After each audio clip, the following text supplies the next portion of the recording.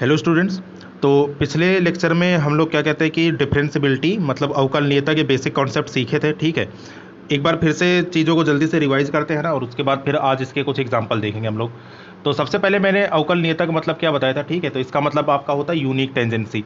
Unique tangency का मतलब कि एक पॉइंट पर है ना, किसी दिए गए कर्व में एक पॉइंट पर एक बार में एक ही स्पर्श रेखा का खींचे जाना। जैसे यहाँ पर अगर हम बात करें, ठीक है, तो यहाँ पर अगर आप स्पर्श रेखा खींचेंगे तो एक बिंदु पर एक ही स्पर्श रेखा खींचेगी।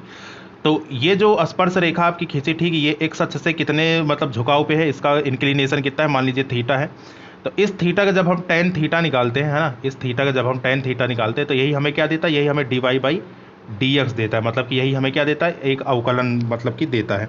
ठीक है, तो अवकलन का मतलब क्या हुआ, है ना, तो अवकलन का मतलब ये हुआ कि हम किसी कर्व पर, ठीक है, एक समय में अगर एक ही स्पर्श रेखा खींच रहे हैं तो वो स्पर्श रेखा, ठीक, एक्स अक्ष के साथ कितना मतलब कि कोण पे झुकी है, ठीक, अगर उसका हम टेन थीटा ले तो वही हमें D Y by D X देता है। एक मतलब हमारा ये हुआ।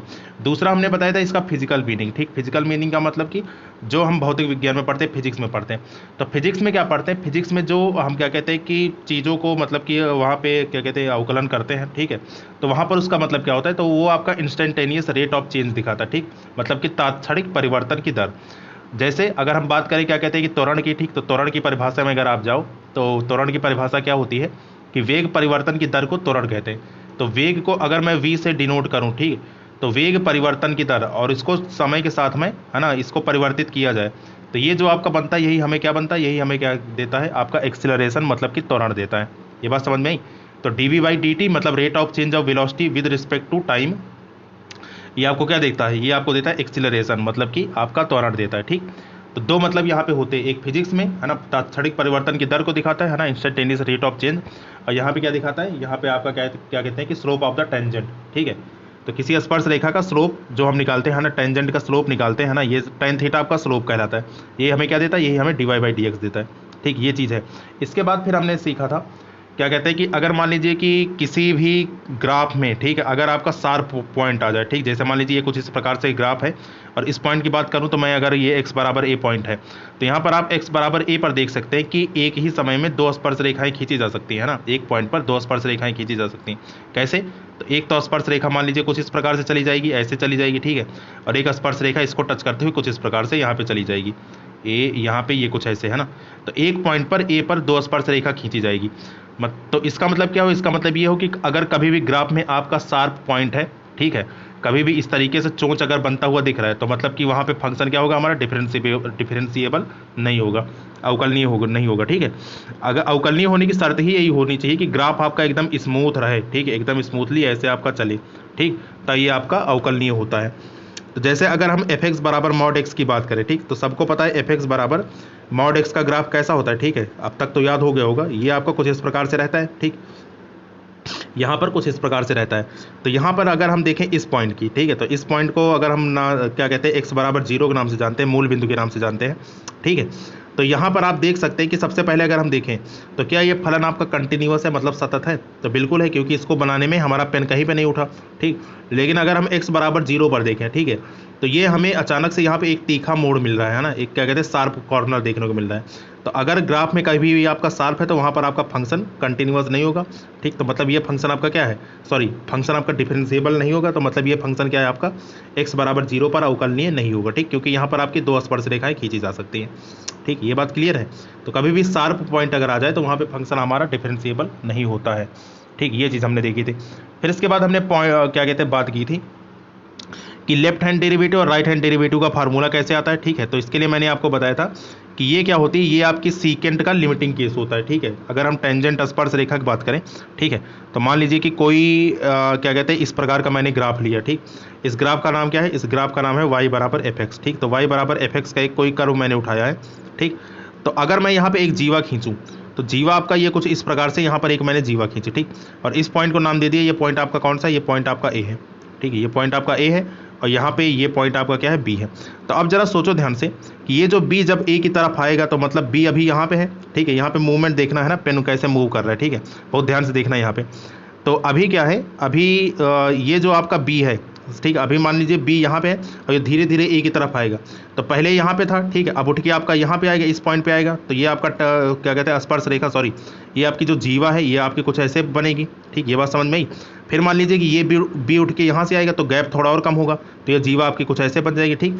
तो होगा क्या, ऐसे ही चलते चलते यहाँ पे आएगा, ठीक है, कहाँ पे, यहाँ पे, फिर यहाँ पे, और जिस दिन आपका बी उठ के ए पर आ गया है ना, जिस दिन आपका ये बी वाला पॉइंट उठकर आपका यहाँ पर ए वाले पॉइंट पे होगा, तो ये जो ए बी आपकी जीवा थी ये क्या बन जाएगी, ये आपकी एक स्पर्श रेखा बन जाएगी। तो क्योंकि अगर हम इस स्पर्श रेखा की बात करें, ठीक है, तो इस स्पर्श रेखा का क्या कहते हैं कि जब हमने स्लोप निकाला था, मतलब इस जीवा की जब हमने स्लोप निकाली थी, तो अगर आपको याद हो, ठीक है, तो मैं बता देता हूँ यहाँ पे ये वाला जो पॉइंट था, ठीक है, कौन सा पॉइंट, ये वाला पॉइंट, यहाँ पे पहले इसको कुछ साफ कर देते, ठीक। तो यहाँ पे ये मैं मिटा रहा हूँ, ये जितने भी यहाँ पे हमने क्या खींचे हैं, ठीक है। हाँ अब देखिए, तो अगर हम इस पॉइंट की बात करें, एक मिनट, है ना, तो यहाँ पर ये जो ए पॉइंट है, मान लीजिए कि ये आपका है बिंदु कौन सा, ये आपका है एक्स बराबर ए, ठीक, ये कौन सा है, एक्स बराबर ए पॉइंट है, ठीक, बहुत बढ़िया। और ये जो बी पॉइंट है इससे थोड़ी दूर पे है ना, थोड़ी दूर, ये मतलब यहाँ तो बहुत ज़्यादा दिखाया है, लेकिन ये एकदम समझ लो बाल के बराबर यहाँ पे दूरी है, तो कितना, ये आपका एक्स बराबर ए प्लस एच है, ठीक। तो अगर हम इसके निर्देशांक की बात करें, निर्देशांक हमने निकालना सिखाया था कि जब x का मान a प्लस एच है तो y कितना आएगा, है ना, x की जगह यहाँ पे रख देंगे, तो यहाँ से हमें y मिल जाएगा, तो मतलब यहाँ इस बिंदु के निर्देशांक क्या मिलेंगे, इस बिंदु के निर्देशांक मिलेंगे a plus H comma F of a plus H, ठीक है। ये हमें बिंदु a के b के निर्देशांक मिल गया, ठीक। इसी प्रकार अगर हम बिंदु a के निर्देशांक की बात करें, ठीक है, बिंदु a के निर्देशांक की बात करें, तो ये कितना होगा, ये हमारा होगा x बराबर a पर फंक्शन की हाइट कितनी आएगी, f ऑफ a आएगी, ठीक। तो ये हमें निर्देशांक मिल गए। तो अगर हम क्या कहते हैं कि ये जो ए बी है, ठीक है, ए बी की हमने फिर क्या निकाली थी, ए बी की हमने प्रवणता निकाली थी, ठीक। तो ए बी की प्रवणता मतलब किससे रिप्रेजेंट करते हैं, tan थीटा से। आपको पता है प्रवणता का सूत्र tan थीटा बराबर कितना होता है, ये आपका होता है y2 माइनस y1 और बटे कितना x2 माइनस x1, ठीक है। तो यहाँ पे सबके मान रखेंगे, तो ये आपका आ जाएगा tan थीटा बराबर y2 माइनस y1, तो y2 का मान कितना है, y2 का मान है यहाँ पर ये रहा एफ ए प्लस एच, है ना, तो एफ ए प्लस एच ये आपका हो गया y2 का मान, तो F A plus H minus y1 का मान कितना, F A divided by x2 minus x1, x2 का मान कितना है, x2 का मान है a प्लस एच, ठीक, और माइनस में कितना एफ ए का मान कितना है 1 है, ठीक है, x2 माइनस x1, x1 का मान कितना है 1 है, सॉरी a है। तो अब जरा देखिए यहाँ पे ध्यान से, माइनस ए प्लस ए आपका कैंसिल हो जाएगा, ठीक। तो अभी हमने क्या लिया है, अभी हमने यहाँ पे सिंपल सी इस जीवा का समीकरण निकाला है, ठीक है। ये जो जीवा आपकी ए बी दिख रही है, इसका हमने क्या निकाला, समीकरण निकाला है, तो मतलब यहाँ से इसकी प्रवणता हमने निकाल ली। तो अब अगर हम इसका लिमिटिंग केस लें, है ना, तो अगर हम इसका लिमिटिंग केस जब लेंगे, तो लिमिटिंग केस के लिए क्या होगा, ए बी आपका जो है ना, ए बी आपका किधर आएगा, ए बी आपका 0 की तरफ आएगा। तो अब जरा देखिए, ए बी 0 की तरफ आ रहा है, मतलब कि ये जो एच है ये धीरे धीरे इधर जा रहा है ना, एच की दूरी यहाँ पे कम हो रही है ना, एच अभी यहाँ पे है, फिर यहाँ पे आएगा, यहाँ पे आएगा, यहाँ पे आएगा, है ना। तो इसका मतलब क्या है, एच आपका 0 की तरफ जा रहा है। तो इसका मतलब मैं बोल सकता हूँ कि जब यह आपका जो यहाँ पे लिमिट होगी, है ना, एच की जो लिमिट होगी, अगर वो 0 की तरफ जाएगा, ठीक है, 0 की तरफ जाएगा, तो यहाँ से जो देखने को मिलेगा, है ना, वो हमें क्या देखने को मिलेगा, डेरिवेटिव देखने को मिलेगा, ठीक है। क्योंकि यहाँ पर ये 0 की तरफ जाएगी तो यहाँ पे आपका एक स्पर्श रेखा आएगी, ठीक। तो ये जो आपकी स्पर्श रेखा आई, है ना, तो इसी का जो हमने स्लोप निकाला, इसी का हमें tan थीटा निकाला, वही तो हमें dy बाई डी एक्स देता है, ठीक। अगर यहाँ पे देखें हम, तो जो हम क्या कहते हैं dy बाई डी एक्स निकालते हैं, ठीक है, तो वो जो tan थीटा मतलब स्लोप होता है, वही हमें क्या देता है, dy बाई डी एक्स देता है, ठीक। ये बात क्लियर आई, क्लियर हुई। तो अब जरा देखिए, तो यहाँ पे हम इसकी लिमिटिंग केस देख रहे हैं, ठीक है।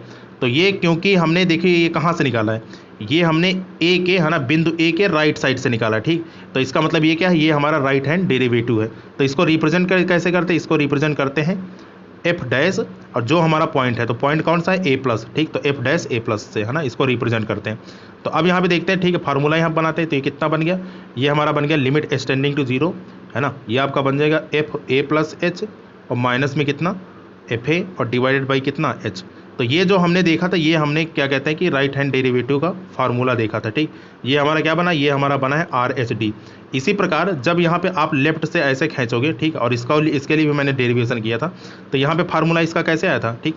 तो अगर हम एल एच डी की बात करें, ठीक है, लेफ्ट हैंड डेरिवेटिव, तो ये हमारा कितना आया था, ये हमारा आया था, ठीक है। तो लेफ्ट हैंड डेरिवेटिव हमारा आया था एफ डैश, ठीक है, ए निगेटिव, इससे ये रिप्रेजेंट किया जाता है, ठीक है। और ये बराबर किसके होता है, ये बराबर होता है आपका लिमिट एच टेंडिंग टू 0, ठीक है, लिमिट एच टेंडिंग टू 0। और कितना होगा ये हमारा होगा एफ, ठीक है, ए माइनस एच, ठीक, तो ये हमारा हो जाएगा F A minus H minus में कितना एफ ए, और डिवाइडेड बाई यहाँ पे माइनस मत भूलिएगा, ठीक, डिवाइडेड बाई कितना होता है माइनस एच होता है। तो ये जो फार्मूला हमारा निकलता है, ठीक है, ये हमारा फार्मूला किसका निकलता है, ये हमारा फार्मूला निकलता है आर एच डी का, ठीक। इतनी बातें यहाँ पे हुई थी। तो इसके बाद फिर मैंने आपको ये बताया था कि अगर एल एच डी और आर एच डी दोनों आपके बराबर हैं, ठीक, तो यहाँ से समझाते हैं इसको, ठीक, देखिएगा कि अगर आपका, ठीक, लेफ्ट हैंड डेरिवेटिव और राइट हैंड डेरिवेटिव दोनों आपके बराबर हैं और ये किसी फाइनाइट क्वांटिटी है, ठीक, मतलब कोई आपका एक फाइनाइट नंबर है, ऐसा नंबर जो इनफाइनाइट ना हो, ठीक, तब हम क्या बोलते हैं, तब हम बोलते हैं कि वो फंक्शन क्या है, उस पॉइंट पर अवकलनीय होता है, ठीक। तो मतलब इन दोनों का बराबर होना जरूरी है, मतलब कि लेफ्ट हैंड डेरिवेटिव आपका रिप्रेजेंट किया जाता है किससे, एफ डैश ए निगेटिव से, और आर एच डी कैसे रिप्रेजेंट किया जाता है, एफ डैश ए पॉजिटिव से, ठीक। तो अगर ये चीज़ आपकी फुलफिल हो रही है तो इसका मतलब फंक्शन हमारा कैसा है, फंक्शन हमारा दिया गया फंक्शन, ठीक है, वो हमारा अवकलनीय है, ठीक, ये चीज़ हमने देखी थी। तो इसी पर आज एक क्वेश्चन करेंगे, ठीक, तो ये आपको कॉन्सेप्ट और समझ में आएगा, ठीक। उम्मीद है कि आप चीज़ें आपको अच्छे से क्लियर होंगी, ठीक है।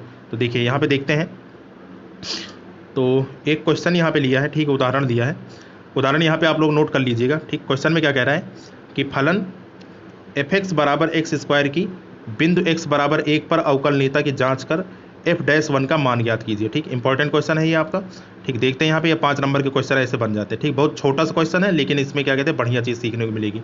तो सबसे पहले फंक्शन देखते हैं, ठीक है। तो फंक्शन हमें क्या दिया, फंक्शन हमें दिया एफ एक्स बराबर किसके, एक्स स्क्वायर के, ठीक। और कहाँ पे चेक करना हमें, एक्स बराबर 1 पर, ठीक है। तो एफ एक्स बराबर एक्स स्क्वायर, और इसको जो हमें चेक करना है वो कहाँ पे चेक करना है, एक्स बराबर 1 पर इसके अवकलनीयता की जांच करनी, मतलब ये आपका अवकलनीय है कि नहीं।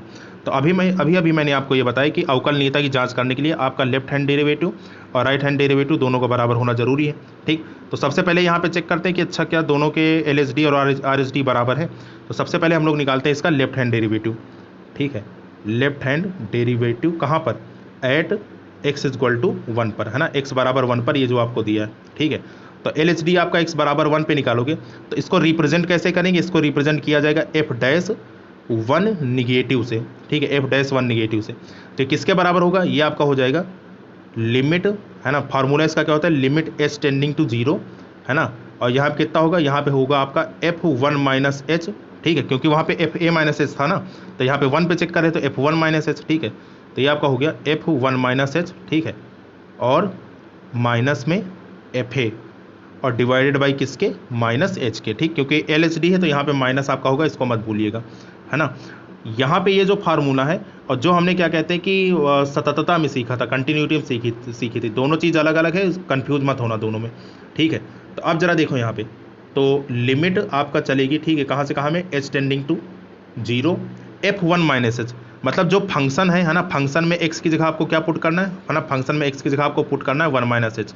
तो यहाँ पे आपने फंक्शन में 1 माइनस एच पुट किया तो कितना हो गया, ये आपका 1 माइनस एच का होल स्क्वायर हो गया, ठीक है।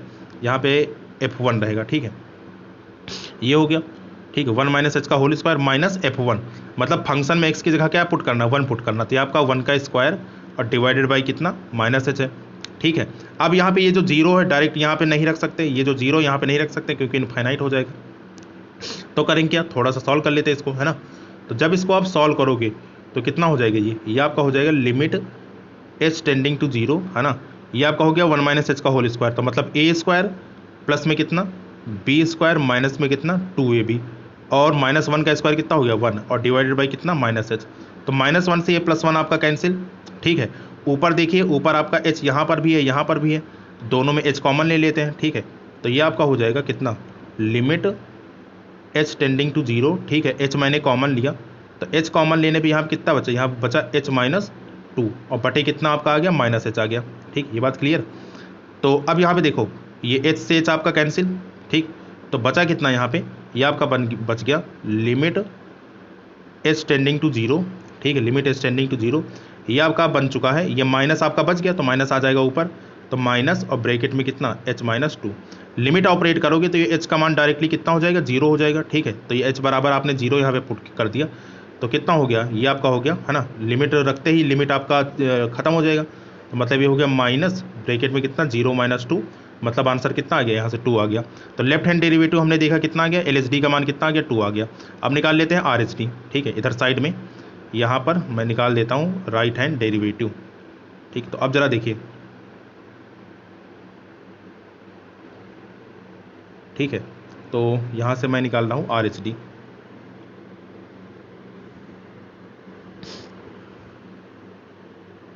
ठीक है, राइट हैंड डेरिवेटिव कहाँ पर, एट x इक्वल टू 1 पे। तो इसका फार्मूला क्या होता है ना, इसको रिप्रेजेंट कैसे करेंगे, तो इसको रिप्रेजेंट करेंगे f डैश 1 प्लस से, ठीक है। तो इसको जो रिप्रेजेंट करने का तरीका होगा वो कितना होगा, वो होगा आपका f डैश 1 प्लस, तो ये आपका होता है कितना, ये आपका हो जाएगा लिमिट h टेंडिंग टू 0, है ना, limit h tending to 0 f1 plus h minus में कितना f1, ठीक है, f1 प्लस h माइनस में कितना f1, ठीक है, f1 और डिवाइडेड बाई कितना, डिवाइडेड बाई यहाँ पे आपका होगा प्लस का h, ठीक। ये बात समझ में आई। वैल्यूज़ पुट करते हैं यहाँ पे, तो ये आपका हो गया लिमिट h टेंडिंग टू 0, ठीक। लिमिट आपका कहाँ से कहाँ में, h टेंडिंग टू 0 में f1 प्लस h। तो फंक्शन हमारा क्या था, fx बराबर x स्क्वायर, वहाँ पे x की जगह क्या रखोगे, x की जगह रखेंगे 1 प्लस h।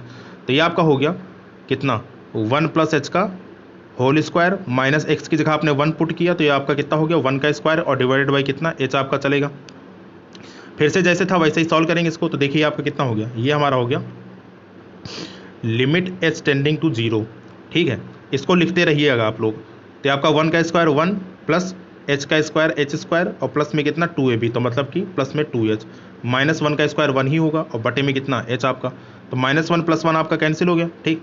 तो आपका आया कितना, तो ये आपका आ चुका है लिमिट, ठीक, h tending to 0, limit h tending to 0, ऊपर आपने h कॉमन लिया, तो h कॉमन लेते ही कितना बचा, h प्लस 2 आपका बचा और बटे में कितना, बटे में आपका h, तो h से h आपका कैंसिल, लिमिट यहाँ पे ऑपरेट करोगे तो कितना आ जाएगा 0 प्लस 2 और बराबर में कितना आ गया 2 आ गया। तो इसका मतलब आप देख सकते हैं कि यहाँ पे आपका जो RHD निकला राइट हैंड डेरिवेटिव और यहाँ पर ये जो आपका लेफ्ट हैंड डेरिवेटिव निकला, दोनों आपस में बराबर है ना, है ना, LHD RHD आपस में बराबर है, ठीक। तो यहाँ पे आप लिख सकते हैं, क्या लिख सकते हैं, है ना, तो यहाँ पे आप लिख सकते हैं कि सिंस, है ना, LHD बराबर RHD, है ना, और ये बराबर किसके है, 2 के है ना, तो इसलिए, है ना, देयरफॉर fx, है ना, x बराबर 1 पर क्या है, अवकलनीय है, ठीक। x बराबर 1 पर आपका क्या है, अवकलनीय, ठीक। ऐसे सॉल्व करते क्वेश्चन को, अवकलनीय है, तो ये हमने अवकलनीयता दिखा ली। इसके बाद क्वेश्चन में देखिएगा क्या कहा गया, इसके बाद क्वेश्चन में ये कहा गया है कि आपको f'1 का मान ज्ञात करना है, ठीक है, f'1 का मान, तो f' का मतलब हुआ कि इस fx का अवकलन आपको करना है, ठीक, और उसमें x बराबर 1 लास्ट में पुट करना है। तो देखिए, तो अगर हम यहाँ पे बात करें तो fx बराबर आपका कितना दिया है, fx बराबर आपका दिया है x स्क्वायर, इसका जब आप अवकलन करोगे तो अवकलन करने का मतलब इसको रिप्रेजेंट करते हैं डैश से, है ना, f डैश x, तो ये आपका हो जाएगा कितना, ये आपका हो जाएगा d by D x of x square, ठीक। तो d by D x of x square, ठीक, ये आपका हो गया। तो एक्स स्क्वायर का अवकलन कितना हो जाएगा, 2x हो जाएगा, ठीक, इतना तो पता ही है ना, एक्स स्क्वायर का अवकलन कितना हो गया, ये आपका 2x हो गया। तो हमें f'1 के मान निकालना है ना, तो x बराबर 1 रख देंगे यहाँ पे, ठीक। तो x बराबर 1 पर, तो x बराबर 1 पर जब आप रखोगे तो x बराबर 1 आपने रखा तो ये कितना हो गया, f'1 बराबर 2 गुणे x की जगह आपने 1 रखा तो 1, तो बराबर कितना आ गया, 2 आ गया। तो मतलब f'1 का भी मान कितना आ गया, 2 आ गया, ठीक। तो इस तरीके से क्या कहते हैं क्वेश्चन को सॉल्व करेंगे, तो ये इसका आंसर हो जाएगा, ठीक है। ये चीज़ आपको समझ में आई होगी, है ना, बहुत आसान है ये, ज़्यादा इसमें है नहीं, और जो आपका हरस्वरूप शर्मा की किताब है उसमें ज़्यादा इसके क्वेश्चन भी नहीं दिए गए, ठीक है। तो इसलिए यहाँ पर मैंने दूसरे बुक से यहाँ पे ये क्वेश्चन कुछ उठाए हैं। तो बाकी क्या कहते हैं कि इसको आप लोग सॉल्व कर लीजिएगा, ठीक। इसके आगे का हम लोग देखेंगे फिर एग्जाम्पल, और फिर क्या कहते हैं कि एग्जाम्पल जब हो जाएंगे उसके बाद आप हरस्वरूप शर्मा पे फिर वहाँ पे क्वेश्चन करेंगे, ठीक। तो आज के लिए इतना ही रखते हैं, एक क्वेश्चन और था लेकिन उसको हम कल के सेशन में करेंगे। तो आज के लिए इतना ही, बाकी मिलते हैं नेक्स्ट सेशन में, ठीक। तब तक के लिए आप लोग पढ़ते रहिए, थैंक यू सो मच।